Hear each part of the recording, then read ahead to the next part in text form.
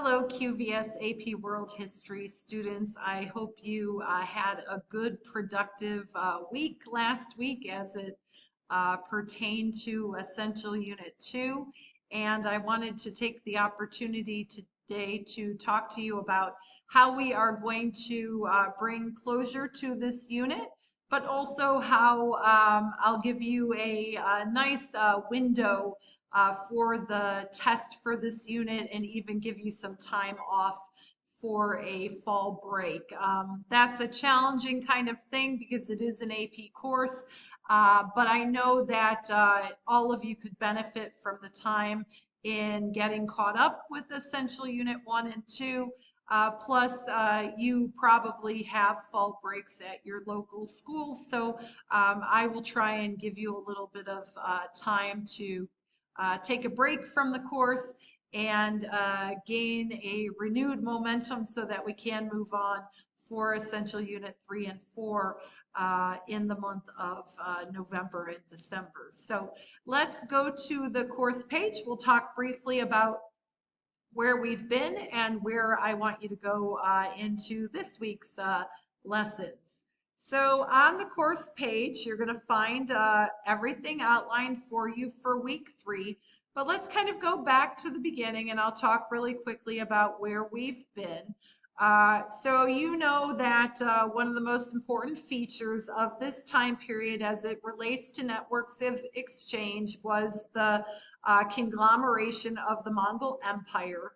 One of the important features of the Mongols was that they reinvigorated those Silk Road trade routes and made it safe to use them once again. So please recognize that as an important feature of what the Mongols offered to Eurasia as they unified it under one empire, the largest contiguous land empire in all of world history. By this point in time, only a few of you have participated in the debate and whether or not the Mongols were unifiers or barbarians. So we'll kind of give it a little bit more time for you to get involved in that debate. But along with the Silk Road routes, this unit is called Networks of Exchange. So like last week, you explored the importance of the trans-Saharan routes. You also again reconsidered the network of trade that had already by 1200 been well developed in the Indian Ocean region. So the common theme in this unit, networks of exchange, the purpose of the unit is really for you to understand that that these trade routes connected people in different places and were conduits for the exchange of not only goods, but also ideas and practices. So you'll see and understand how Islam spread into East Africa along the Swahili city-states because of the involvement of that region of Africa in the Indian Ocean trade network. And honestly, for that matter, even Islam spreading eventually into Southeast Asia and Indonesia, as it is one of the biggest Islamic countries in the world today. So trade did that. Trade brought religious beliefs and practices. It brought goods and different ideas that were shared, innovations that were applied from one region to another in order to allow for progress to occur. That's really the important piece of this unit. And in week 3, we are going to kind of move along further toward understanding that end. Because the focus for week 3 is twofold. We'll examine cultural consequences of connectivity, and you will examine environmental consequences of connectivity, and then you'll conduct a little bit of a comparison of economic exchange. And I also have that fun little activity there called Would You Rather? So I'll talk about that in a little bit. But let me talk about cultural consequences first. Do know that beliefs and practices, cultural practices spread as a result of these networks of exchange. And my example of this is an investigation of how Islamic architecture spread over the trade routes and influenced different regions. So you will, in this activity here, in fact, in these two activities right here, because they kind of work hand in hand together, you will be presented with different architectural forms. And then I take you on a tour of different places. You'll go to Europe, you'll go to India, and even into Africa, and take a look at how Islamic architectural styles influenced and can be seen in some of the famous architectural features of those different places from that time.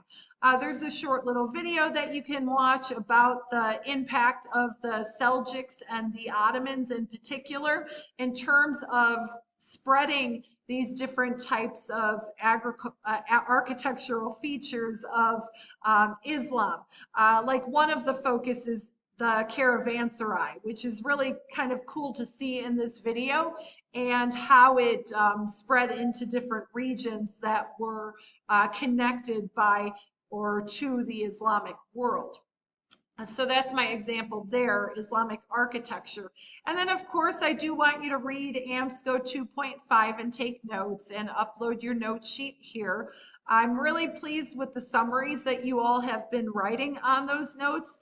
The important feature of the note taking, not only are you gaining information for the different topics, but also it's important for you to continue to practice writing. So those summaries that you have been including on those note sheets are really valuable for your practice in writing.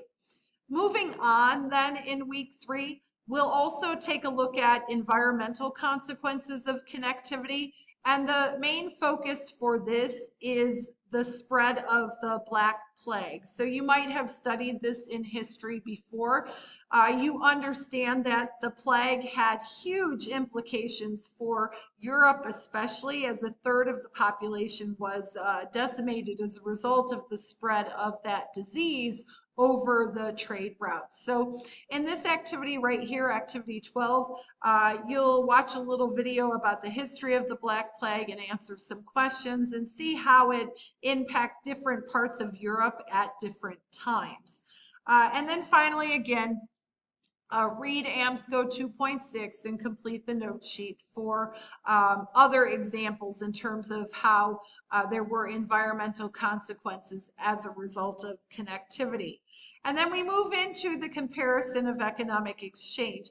And I want to show you this activity first before I talk about the would you rather activity. So if I open this one, it really is more note taking, but the note taking is very directed in terms of how you would compare economic exchange from the different networks that existed. I have a Heimler video here that you can watch. So he kind of explains to you what similarities and differences existed. So you can watch and fill in this chart at the same time, but also take a look at page 127 in AMSCO, because that will help you look at how the Indian Ocean region, Eurasia, the Silk Road routes, and the Saharan network were both similar and different. And then after you create a list of similarities and differences, I want you to draw some conclusions on how the origin, purpose, and effects were similar. So kind of consider that separately from your overall list of similarities and differences. And then this one too, of all the differences, which do you believe was the most striking difference between the three different networks? Whether it was goods that were traded or the grandness of scale in terms of the network, what was the most different? The fact that two of them were land-based and one was sea-based. Kind of get into thinking about which difference was the most striking to you, and then explain why. And then finally, you're going to evaluate the social implications of the networks of exchange. How did these networks impact labor? So you could consider slavery or serfdom in Europe. How did these institutions intensify as a result of the networks of exchange? I mean, if you consider slavery alone, the slave trade out of Africa into the Indian Ocean region, especially onto the Arabian Peninsula, was well developed within this time period. So you could think of how the Indian Ocean trade influenced or impact the institution and the practice of slavery and the trade out of Africa.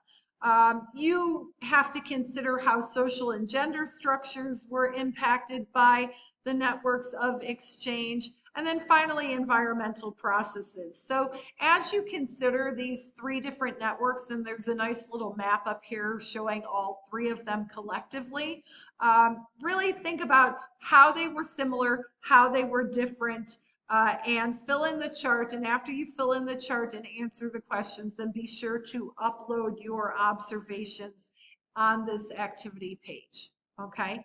And then moving into the last activity for the unit, the fun one, well, outside of your AMSCO note sheet for 2.7, go ahead and open up this forum called Would You Rather? And I've divided the questions up amongst all of you. So take a look at where your name is and what your assignment is. Essentially, wherever your name is, I want you to begin the forum strand on the would you rather question. And then as it goes with the forums, make sure that you respond to your classmates and put in the subject line the would you rather question so that everybody knows which one you pondered. So for example, with Heloise, you have to decide, would you rather have your feet bound in Song, China, or fight the Mongols? Toby, would you rather travel with Ibn Battuta or Marco Polo? Sophia L., would you rather be a peasant in China or France in the 1300s? Sophia B., would you rather be conquered by the Aztecs or the Incas? Fatih, would you rather be a European knight or a Japanese samurai? So some fun questions, but actually historical in their form as well. So put some deep thought into each of them, and then you can see, I'm not going to read through all of them, but each of you have another one.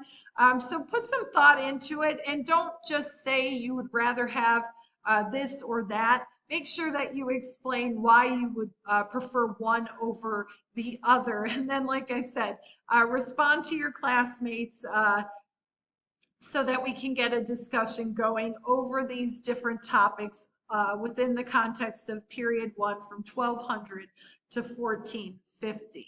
Okay, it should be fun and interesting. And then going back to the course page, you can see that activity finalizes the unit.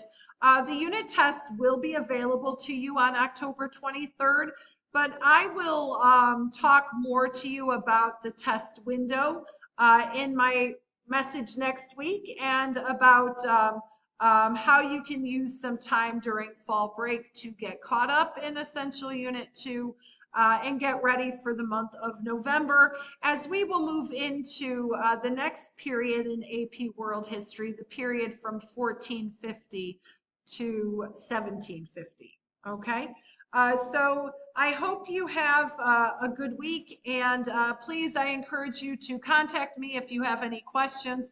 I am happy to help. I'll meet with you on Skype or Zoom, whatever it takes to get you moving along and making sure that you are successful. Have a good day.